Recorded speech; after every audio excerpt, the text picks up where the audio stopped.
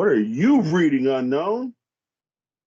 Look, you can only write to us using the code. Yeah, and shout out to Erica for the care package. This is just one of several pieces. Follow us on Twitter. You can see all of it, right? Yeah, but tonight is another quest. And it also marks the first time that I booked someone and they came on the same damn night. And, man, that's why I'm not going to introduce them, because we all know I'm terrible at names. So, Hardaway, who's in the house today? Not you. No, it's Declan Shalvey. Hello. I swear, dude, I thought she was about to fuck up Deck's name, and I was going to be like, man, that's terrible. What's up, Deck? How you doing? I'm not too bad. Thanks for having me. I clearly nothing to do on a Friday night. So you got me. I was just desperate for some human it's a interaction. Wednesday at 7. I don't know what you're talking about. Yeah, Ireland. Yeah, what time?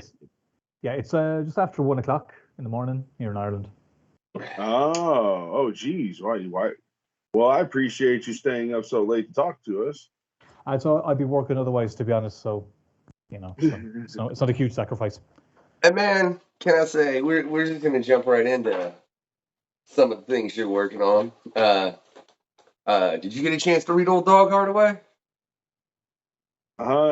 Unfortunately, man, I have just, I don't want to hear I've it. been dealing with nerve damage. I don't even want to hear it, Hardaway. Right? Not Did you hear me? I said I've been dealing with my nerve damage problems. Well, stop getting jacks dropped on your head, but that's neither here nor there. Yeah, that happens to Hardaway, ladies and gentlemen. Just so you know, like jacks just fall. I appreciate you telling everybody that. Looney Tunes style. You don't even know, right? Like, so bitch is over here like he's ironically true. Wile E. Coyote. You don't even know, ladies and gentlemen, right? But except that there's puddles of blood. Like, all right, see, here's the thing. It's just so let's get. So maybe you need to have that incident happened. That sounds like the Warner Brothers cartoons lied to us. Yeah, that's what cartoons lied to us. Yeah, Deckman, he needs that machine to go off around him, so he'll stop getting brain damage.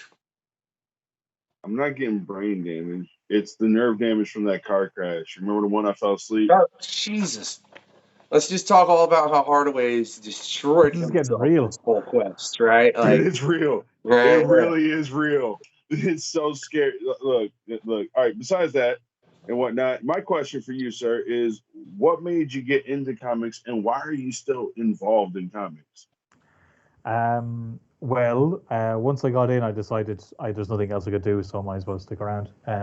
No, I got into comics at a really young age, and I'm from the west of Ireland, where there wasn't really much in the way of comics at all.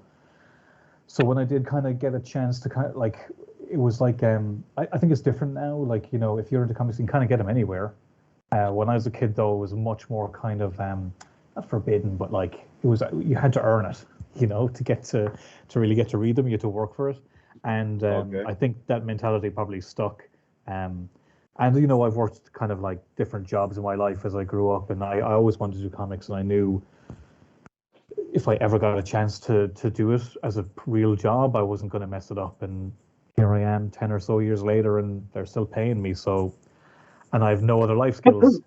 So, well, I mean, so apparently you did not mess it up. Not yet.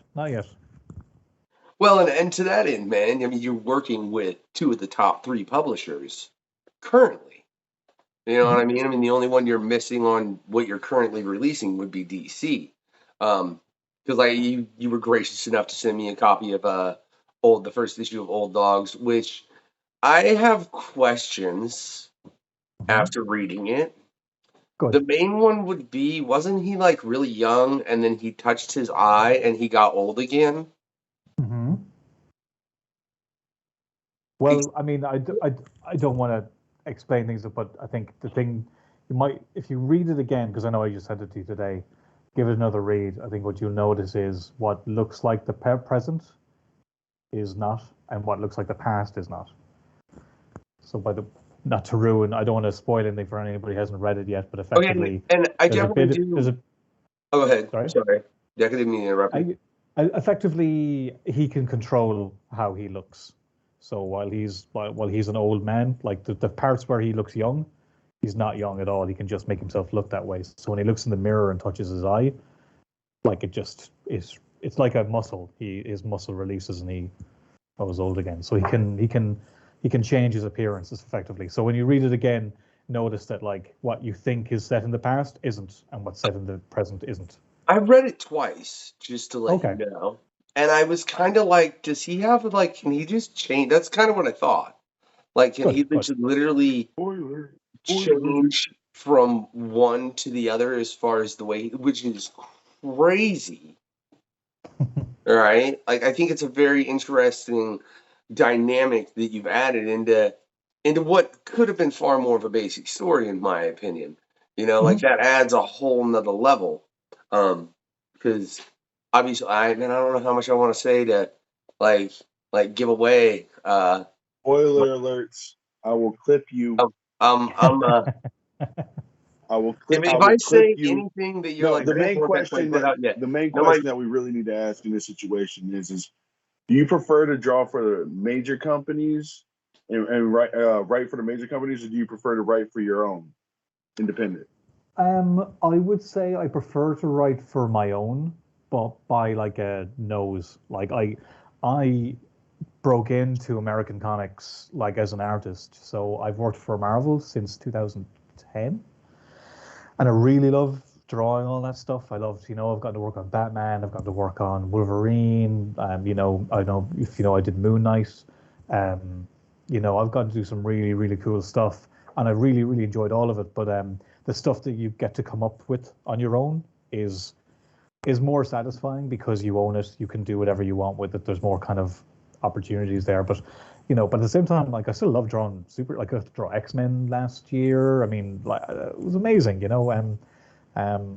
but once you kind of do it, the glow comes off a little bit.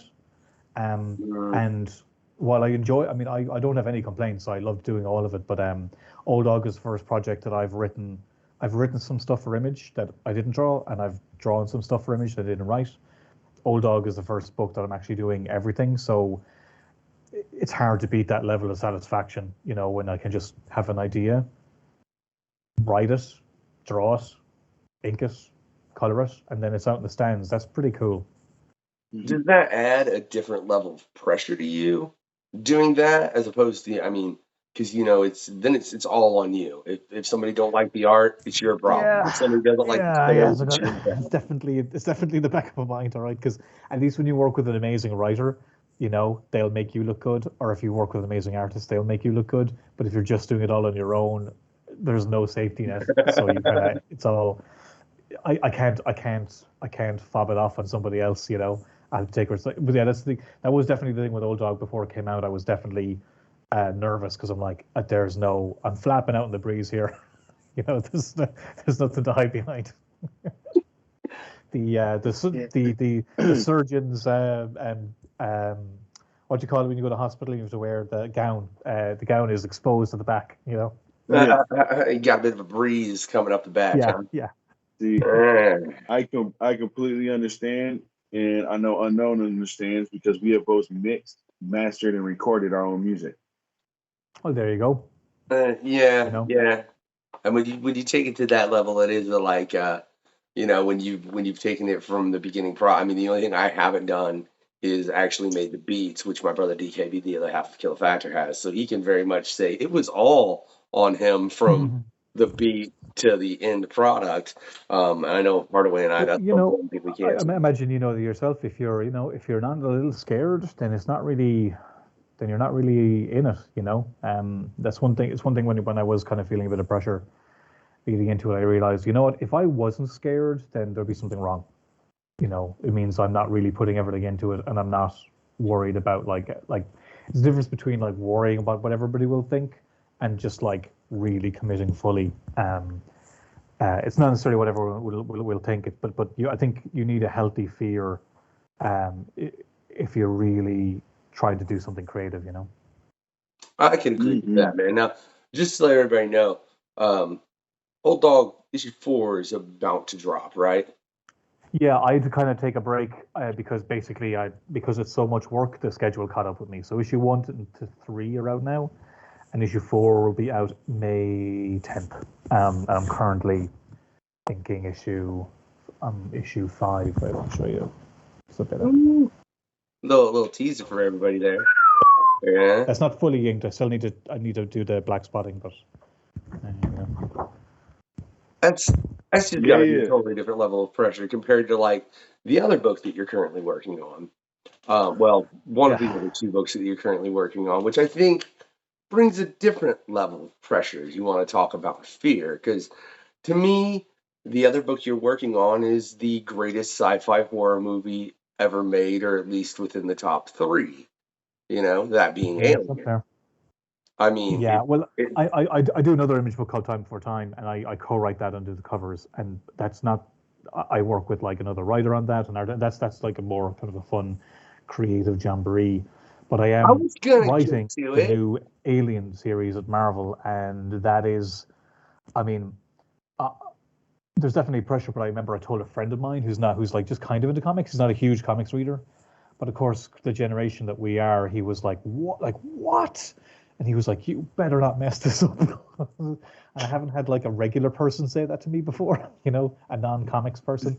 And that's when I realized everyone in my generation, like, I mean, the original came out before I was born, but, you know, when you're a kid, everyone I knew had seen those films, you know, the first 2 especially. And they're iconic as hell. And I guess I've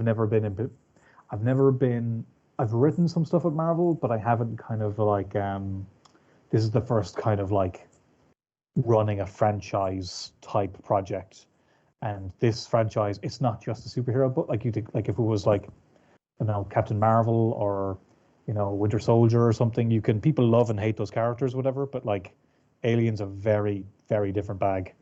There's a lot of, you know, a lot of stuff comes with it. So yeah, I definitely, I first just jumped in and going, this is cool. I can't believe I get to do this. And then after a little while, you know, you're pitching ideas and stuff. You're like, actually, man, Jesus, this is there's going to be a whole other fan base who probably have never read my stuff, who have no idea who I am, and they're just going to either like they may just hate it, they may not love it at all. I have no idea. Have you hold on? Have you ever read any of the novels for Alien? No, I cards on the table. I was not an Alien fan growing up because I was a total scaredy cat. I didn't watch Alien. I didn't watch A Thing. I didn't watch what are the other ones? Terminator. Like, it took me years to actually. I knew they were around, but as a kid, I was just such a scaredy cat. So it wasn't until I think I probably late teens, like maybe Terminator, and then in my 20s, I finally got it. Or no, I saw Alien 4 in the cinema, and I didn't love it. Well, that's because it's like literally the worst one. Well, arguably, I mean, depending. I don't want to make any claims, but I would say it didn't grab me. But that was the very first one I saw, so I don't think I was in a rush to go watch the rest. But once I did, a girlfriend at the time sat me down to watch Alien, and I thought it was unreal. And then a friend of mine sat me down to watch Aliens, and savage. Yeah. Like I know I love them now, but I'm not. I'm a little bit of a late bloomer in that regard, because a lot of people I would have known growing up would have watched them way before me. So saying that, when I got the job to do Alien, like, I didn't. Marvel sent me so much stuff to read if I wanted to, but wait, real quick, Deck. I just got to ask: was any of it by Mark Verheiden? Yeah, I'm sure it was a lot of the Dark Horse stuff. Yeah. So shout out to Mark Verheiden. Go check out his past interview on the Questionnaire. I just had to cut that bit of promo. I couldn't help myself, man. I'm sorry. Mark's a great guy. To be honest, I didn't read it. Like, Marvel were really cool. They basically gave all the stuff I needed and say, like, you can use all this or you don't have to use it. It's up to you.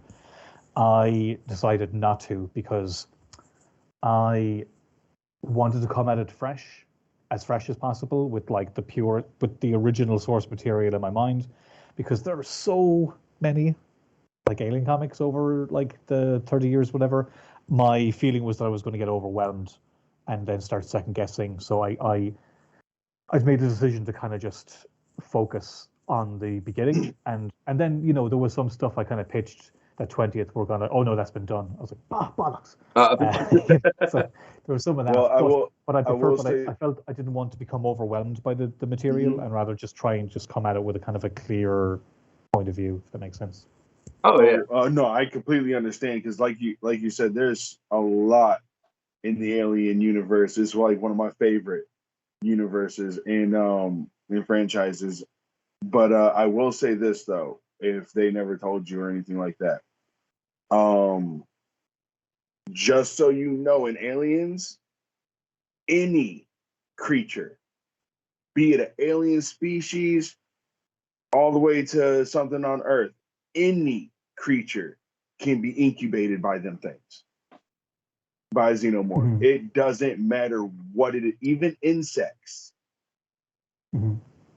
Well, So it it's has just to like, be. It has to be. Well, where it depends. Well, you can say that, and I'm not saying you're wrong, because I had friends of mine going like, oh, I can do this and that, but like 20th are very protective of their franchise too. So like some of the notes I get back are very specific because they really, I mean, they really scour through your pitches and your story to make sure that everything is in line with what they have done and what, you know. So because even for example, like, you know, I know there's like the big chap and the warrior xenomorphs, but like I think it's specifically like they're very specific about even how the artists, how many like, you know, rib cages they have. Like they're 20th like are, yeah, there's no messing around, like, you know, and they're the kings. oh yeah, no.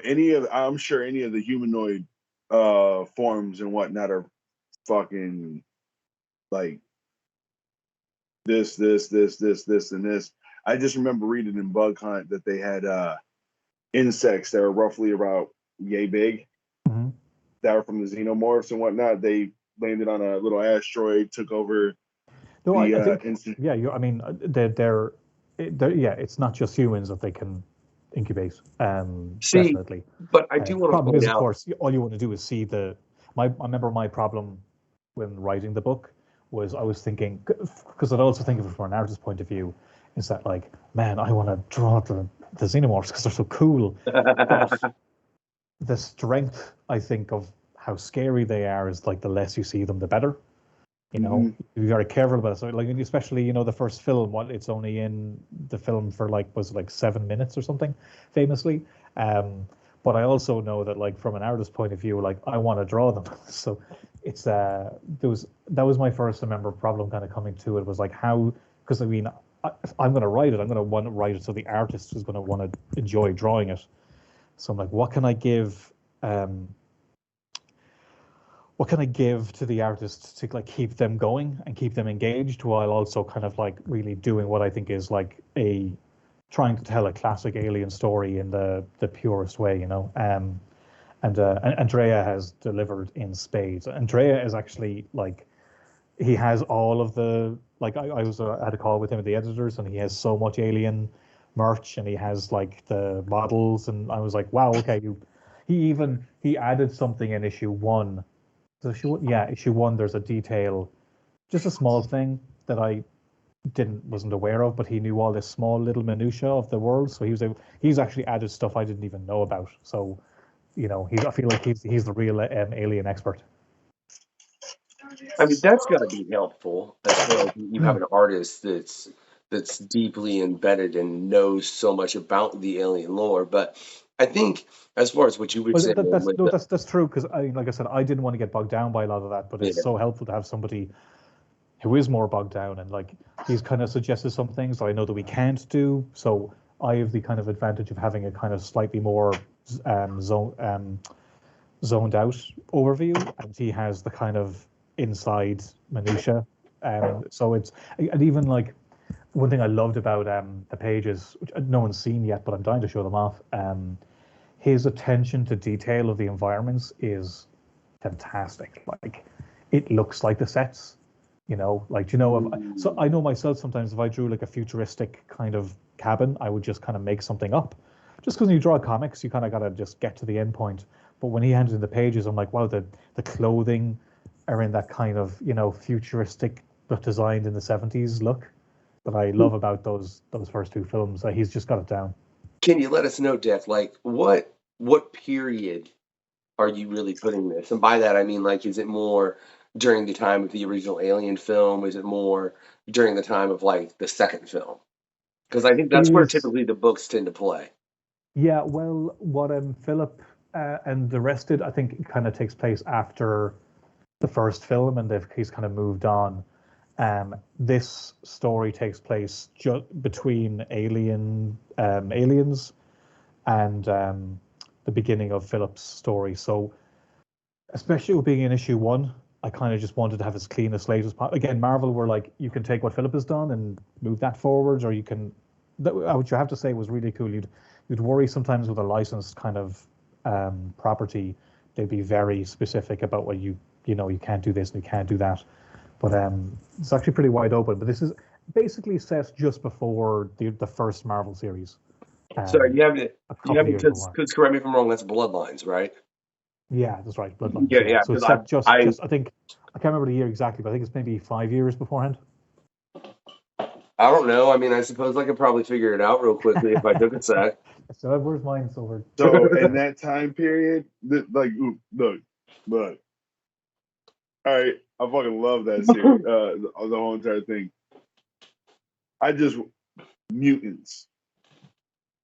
There are mutant humanoids because of the science experiments and whatnot that they fucking done and whatnot.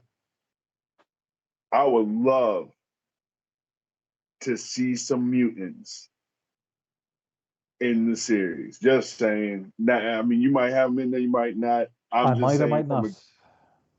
saying from a dude who just loves the series and whatnot, if somehow, some way, even just a mention, I'll love you forever. No, man. I'll say this. I think that there's a balance to be struck between, as fans of the franchise, you want to see the classic xenomorphs. But by their nature, they're adaptive. So, it's not like, there's definitely the possibility of adding another element. That's the cool thing about the franchise. I will say my take starting the series is definitely that I kind of want to stick to the kind of core iconic imagery of the book. For me, I wanted to be as close to those first two films as possible, like the purest kind of incarnation. Like, I love the first one. The second one kind of ticks my boxes a bit more, but I love the aesthetic of those films. I love, and this is no dig on anybody at all, but sometimes like comics, when comics of licensed properties can end up looking like kind of comic book versions of a thing.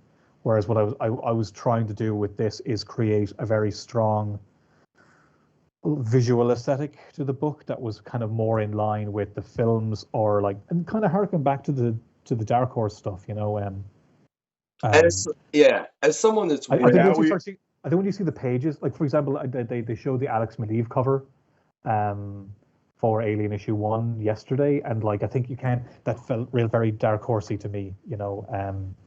I just like that. Wasn't that the post I hit you up on? Now we all hold on. Now we all know why you got that position. Well, but wasn't that the post I hit you up on, Deck? Yeah, I think it was actually. Yeah, that's exactly what I thought, man. And I do very much agree that it very much has that Dark Horse vibe. But I think that's the thing with Dark Horse. They carried that property for 20 plus years, and did I don't know how many different comics, including the Alien versus Predator series that they did. There was. I just mean the amount. Like, if you collected all of those, it's my hands.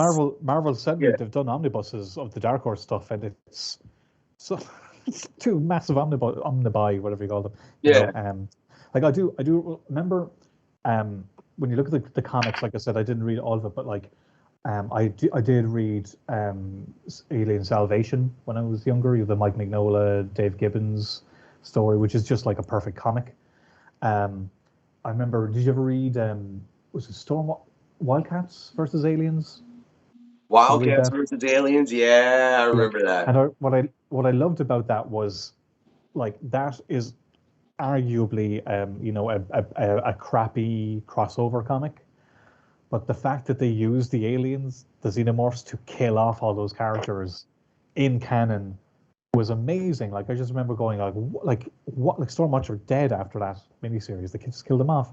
So that's why I think what is the great thing about the license is like it's they're genuinely scary, and there needs to be some kind of costs. And like again, in what could ostensibly have been the most boring, license or stupidest license comic ever was actually one of the best.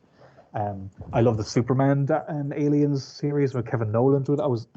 I read it because I was a Kevin Nolan fan, but so I've read a good bit of comic, and I do like there's just a certain aesthetic.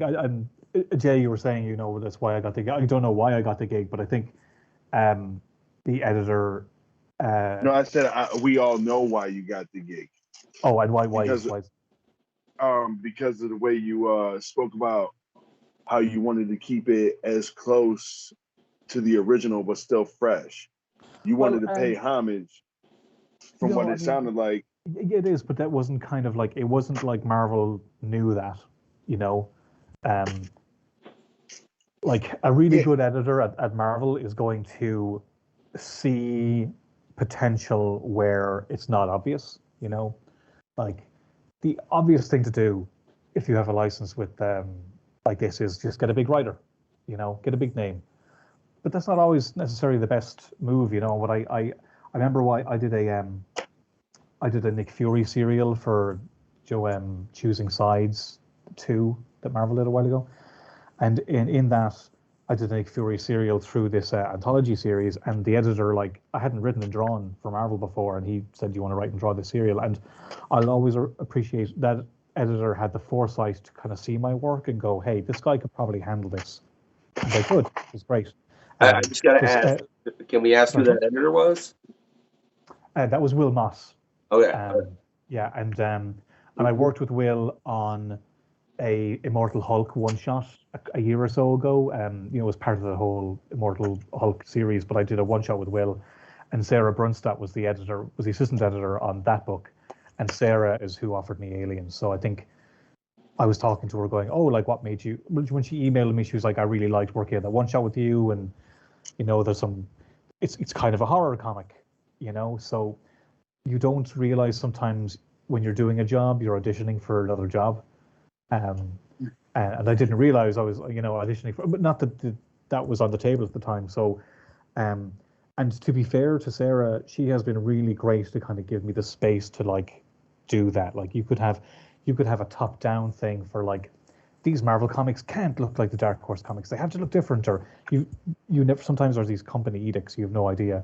Sarah has been really, really cool to be like, no, I think she has encouraged me to kind of take the reins in a visual sense, and we worked together on the book for a while before Andrea came on board. So, the aliens in Ice was kind of part of that. Like my approach to the story is like it's Alien meets The Thing.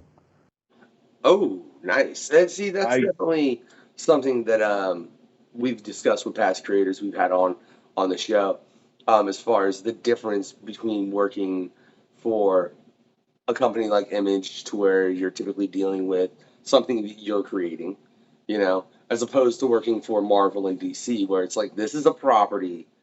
There are certain things you cannot do. We don't care how cool of a story you think it is. We don't care. You can't do it because, Batman won't do that, or Wolverine wouldn't do this, or a Xenomorph won't act like that because of A, B, C, and X. So I do think it puts different strains. Do you find things like that affecting your story writing, as far as when from writing and doing what you're doing with Old Dog as compared to when you're dealing with Alien? Yeah, no, yes, yeah, no, for sure. It's well, with something like Old Dog, I can literally do anything I want, which is fantastic.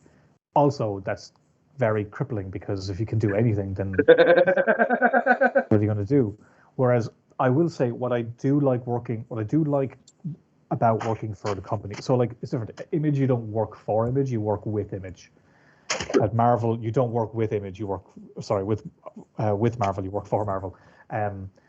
but like I do find limitations can actually be very good. The cool thing about taking on something like Alien is that I don't need to work everything out. I know the rules of the story are already there. Or if I do Wolverine or whatever, I know who Wolverine is. I know where he's from. I know what he will do, what he won't do, because I've read so many stories. Like, you know the world. If you're coming up with your own book, there's so much of the kind of world building comes with that. It's a lot. So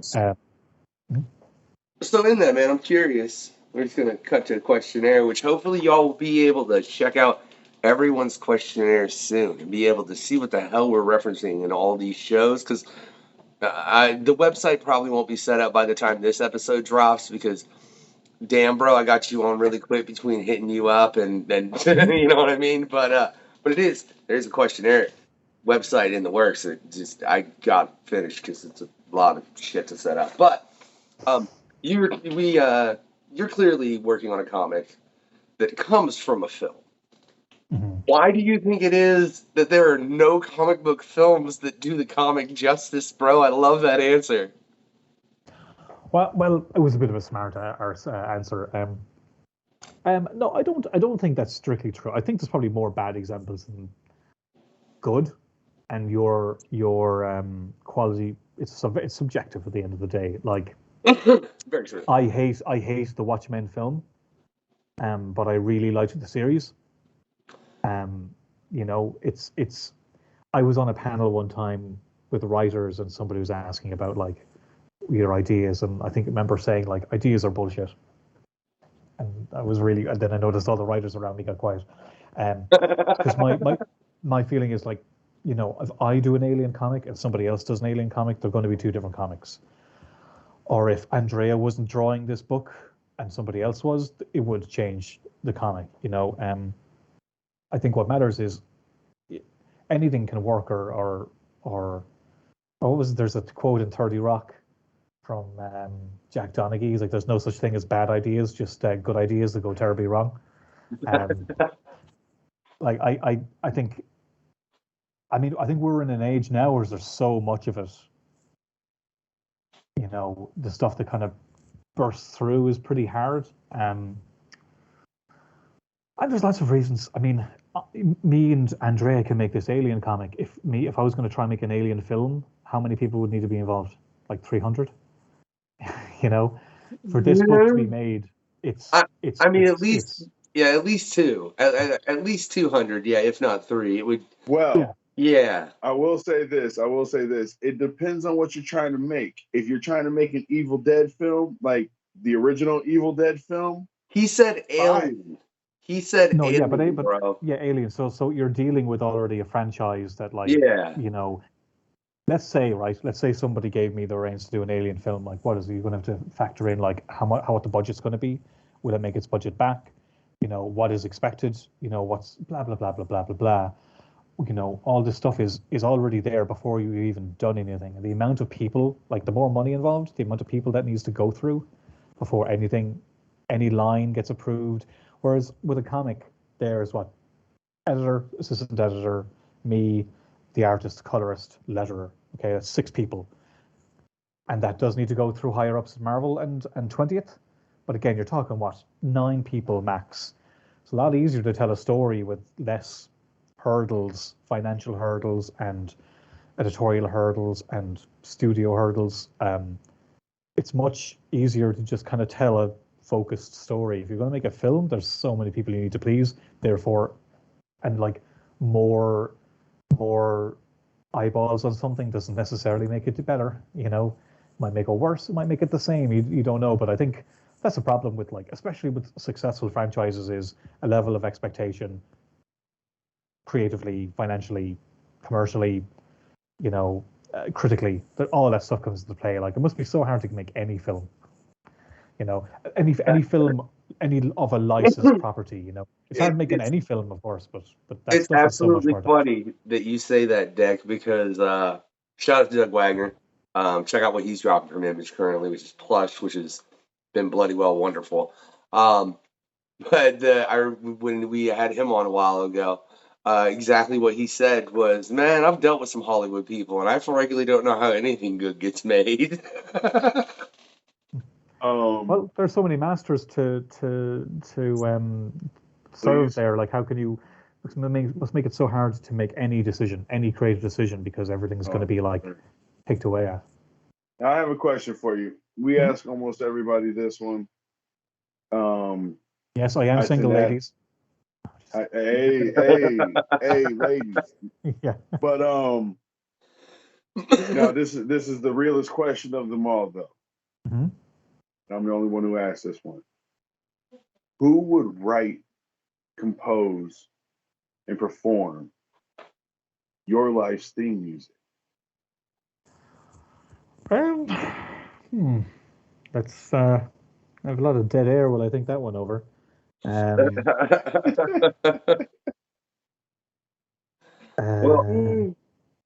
Well, let's let you go ahead. It's all good. We can have the Jeopardy music going at well. Dude, he's starting to get us copyright strikes. Jesus Christ. I mean, we could always remix it, but not. Outside of that one, your main protagonist in your this is where I'm gonna have a bad time is naming comic books. Your independent one. Old dogs. See, the first word. I can remember dogs, but I can't remember the first word for some fucking reason. Make me want to so mad. All right. The main protagonist in that one, what would be that person's or thing's favorite candy bar? Okay. Let me see. Well, he's like in his late 60s, so it'd probably be something old, like something that's still around that was around when he was younger. I guess I'm gonna go with the Mars bar. I was so thinking that. Yeah. It's hilarious. And do you think it's funny that you want the same superpower that he has? Yeah, that's well, everybody says flight or invisibility, and those two. I mean, they're two. The potential for abuse there is very high. So funnily enough, I don't think we've ever gotten either of those. Well, I think really? we've gotten. It's kind of like a cliche thing, isn't it?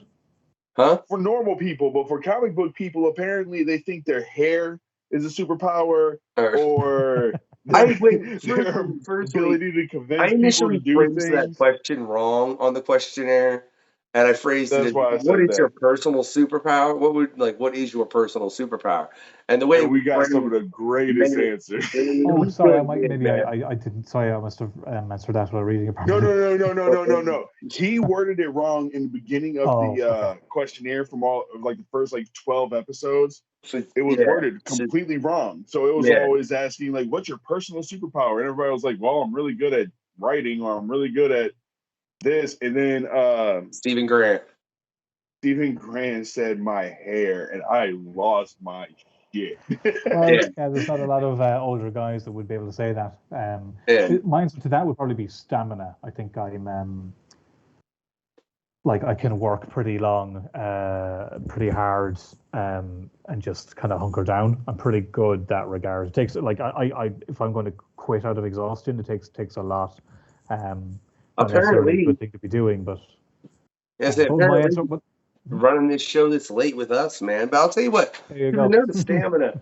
I'm curious about something that you said was your favorite part of the job. Which I will say, sorry, as regards what I answered, like the healing thing, like because Wolverine does that and Old Dog has that, but I actually am a fairly cautious person. I don't take risks, I wouldn't jump over buildings and stuff like that. So I think if I had that power, I would, I'd be a bit more kind of I might be a riskier person, that would enable me to do stuff. Is that what you're telling us? Yeah. He starts free running. Yeah. I mean, for real, you have a healing factor. I think it would open me up to be more adventurous. I wouldn't need to worry about. Well, don't. I will say this: don't start dating, because women will get you doing all sorts of awesome things. Well, we'll see. Because I'm going to give it a go. I mean, I survived the year. But sorry, unknown. What were you saying about? But to the favorite part of your job, man. I'm curious. Yeah.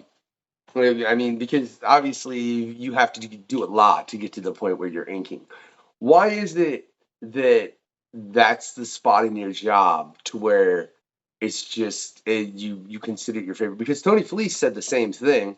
Yeah, he said inking is very tranquil as far as it's just, you're kind of putting the final line. So I'm curious to your thoughts about it. And, hearing that from two different creators that have both done complete works as far as, from inking. Sure. Yeah. Yeah, well, I mean, writing is hard. I don't like writing. I mean, I like it. I just I will avoid it as much as I possibly can because it's tough. You've got to focus, when I'm doing layouts, it's the same. It's kind of like writing. Like it requires a lot of focus and brain power. Penciling, same, not as much, but it's a lot of like working things out. It's like this character's standing here, but the television is next to him, and in the next panel, it's too big, and it's a lot of problem solving. It's like putting down the foundation in the building and making sure like everything needs to be in the right spot before anything can kind of go onto it. So there's a lot of like just kind of physically kind of working things out and getting things wrong and fixing things. But when you get to inking, a lot of that stuff is pretty much done, and you can just kind of enjoy the process of mark making. And now and then there'll be stuff you need to fix and things like that, and things can go wrong. But it's a quote by Kevin Nolan I really like. It's like penciling is the hard work and inking is the celebration of the work. I think that kind of rings true because inking, like, it is laborious and it is work, but you can just go into this Zen mode of mark making and putting down lines and shading and stuff like that. You don't have to kind of like be constantly workshopping something. And I will say actually coloring is quite similar in that regard because a lot of the stuff is kind of figured out. But yeah, inking is just, there's something about like just being in a dark room with the light on and inking. It's like I loved it as a kid. It's what I love about. I still have that about the job now. Fair enough. But you hate scheduling, and can I just say, I can relate to anyone who I've hit up and scheduling got screwed up. I apologize. I'm trying to do my best to fix all that, right? So I get that. Scheduling is a pain in the absolute ass. And I know that. What I do is I have an editor, Heather Antos, edits all of my creator own work. So she makes schedules for me. So that's great. But of course, like, I'm going away. What am I doing? Something's coming up around the time I need to get the next issue of Old Dog in, and she reminded me, and I looked at my calendar and I see I'm going to Paris for a convention that weekend. So that means I need to get it done beforehand. And then I look at how many days I have between now and then. I'm like, oh, fuck, oh, bollocks. It's just I try now and not, like, I've always been very determined and dedicated, but what I try to do now is take an evening off here and there and not work 24 every single hour every single day, which will affect my schedule. So I'm trying to find that balance of not getting overworked, not getting overwhelmed, but also not falling behind and losing track of the schedule. So it's those kind of days where I need to sit down and go, like, what am I actually going to be able to get done? Because as much as Heather can schedule me, she can't come to, she's in America, I'm in Ireland, she can't come there and make me do it. I ultimately am responsible for my own schedule. So that I just don't like it, because then you've got to realize I need to work my ass off for the next 3 weeks to hit the target. It's where reality kicks in. I did look, Dick, I totally understand, because the episode that just dropped before yours, while I haven't edited it yet, was a pain in the ass because it included 4 individuals. Shout out to Eric, Steven, Doug, and Tom for all coming on for that madness that was that last PanCon. We're definitely going to have to bring you on for a PanCon at some point about some kind of madness deck on a different point. We got into Have Comic Books Become Too Dark? So let's just ask your opinion of that, man, since that's a conversation we have with the 4 of them. I'm curious, because you've obviously been a fan of comics for quite an extended period of time within your lifespan. What's your thoughts as far as how everything has changed? And do you think perhaps comics have grown too much of an edge? And do you think that's caused any kind of effect? Well, I wasn't part of the discussion, I guess, but I'm guessing the discussion was that like comics are too grown up now, or No. Just No, it actually, was an the open consensus question as was far as that reading comics have train. always been on the darker side and the more realistic side, rather than No, the Hardaway, you're totally wrong. It was a question to those four creators as far as from the initial start to now, have comics become too dark? Because, I mean, obviously, initially you had to deal with the comic book code and all of that. So there was a lot of shit you just flat out couldn't do. True. The comic Yeah. code came in to kind of force things to be lighter as well, because there was like proliferation of horror comics and stuff. True. I don't know. I think it's definitely it's fair to say that like overall maybe comics are a little too dark. I think sometimes that might be the case of maybe people of our generation want to be taken seriously. I want to be seen as an artiste. I don't do silly things like silly picture books. Like I want to be a serious artist. Therefore, you're going to want to do that kind of stuff. And I probably am a little guilty of that myself. I have friends who kind of like a lot of friends having kids now, and like I have a hard time trying to find kids comics for people. I know they're there, but I don't think there's as much as there were before. And you could ask me the question like, why am I doing kind of lighter comics? But like the answer is I'm just not interested in making that kind of stuff. I do think there should be more of it though. But I think maybe some of it comes from an insecurity. I think my generation would be bullied for liking comics. I don't like if you're a kid now, comics are everywhere. They're very true. Like not only are comics everywhere, but like they're in the media, they're in cartoons, they're in television, films. They're everywhere. But when I was a kid, I used to get picked on the school bus for reading a Spider-Man comic, and I wonder maybe is there a sense of people of that generation who are now the people who make comics, maybe there's an element of insecurity and wanting to be serious and taken seriously. I think that could be a factor. That's a very intriguing answer, Jack. Now, I hope everybody check out everybody check out the Pancom we had featuring, like I said, Tom, Erica, Doug, and Steve. Man, we got very in depth, and I'm prone to more agree that it's ostensibly gotten to the point where it's not so much that comics have become darker, but there's not a genre within the comic book industry that you can't touch on just based on the fact of the sheer fact of how many comics there are nowadays. Like I recently was reading Strange Tales, which is a graphic novel collection of 3 stories that Erica put out, and I would not like those. I think you could definitely read those to like an 8-year-old, and they're funny and entertaining. You know what I mean? But at the same time, if you tried to read some of Erica's other work to an 8-year-old, I'd look at you and go, "What the fuck is wrong with you?"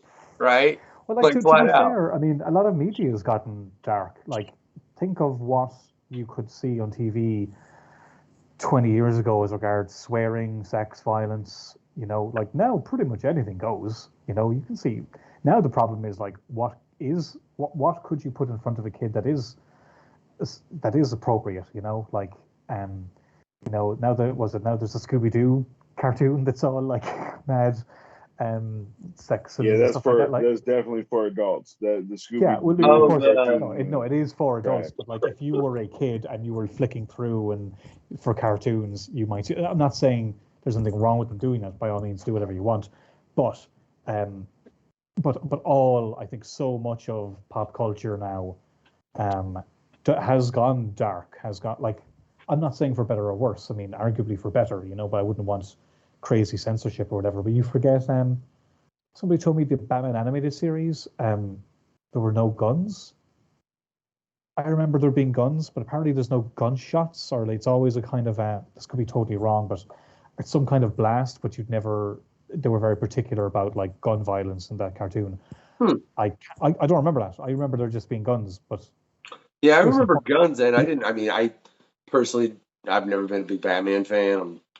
I Batman and Superman never really appealed to me that much. I was way more of a Marvel guy, to be real honest. Well, I was just of the age where like I couldn't get comics, but there was the Yeah. X-Men cartoon and the Batman cartoon and the Spider-Man cartoon.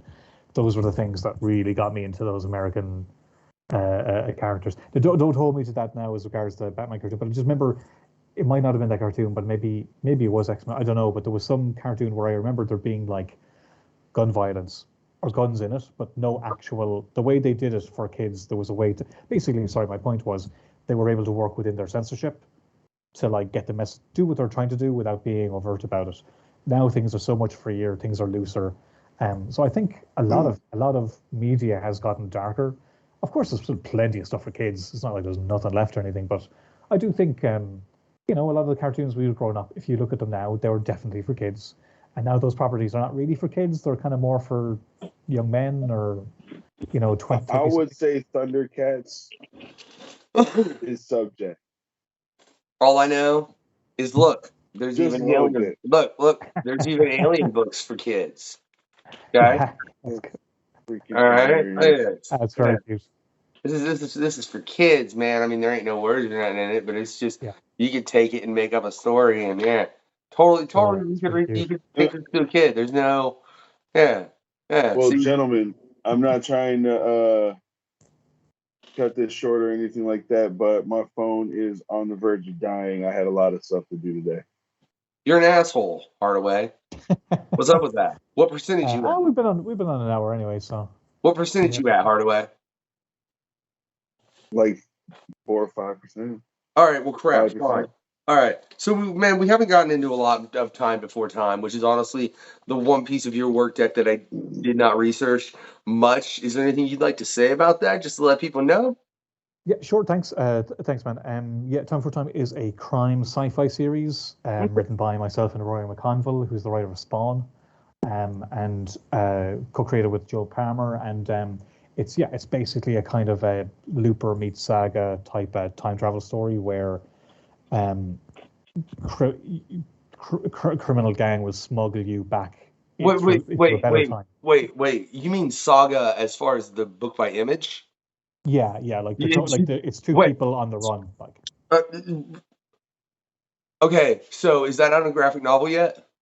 Yeah, there's 3 graphic novels out now, volume 1 to 3. Just know that you'll see that graphic novel on a later episode of the questionnaire. I absolutely promise you, because you literally, I'm like, Looper and Saga, that's bloody well phenomenal. I need to read this, especially after I picked up, or after I had a chance to read the first issue of sci-fi crime detective.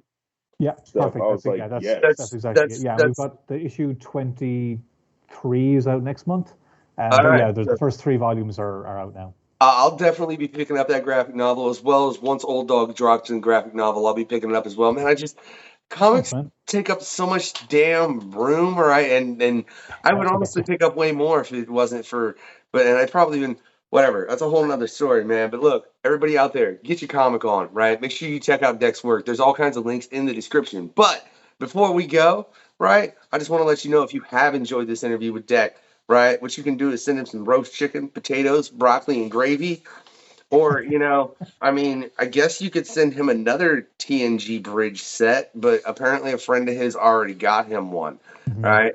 I don't like. Wait to use that questionnaire. You're really getting your money's worth. Yeah. With the crap, bro. How you gonna do that, right?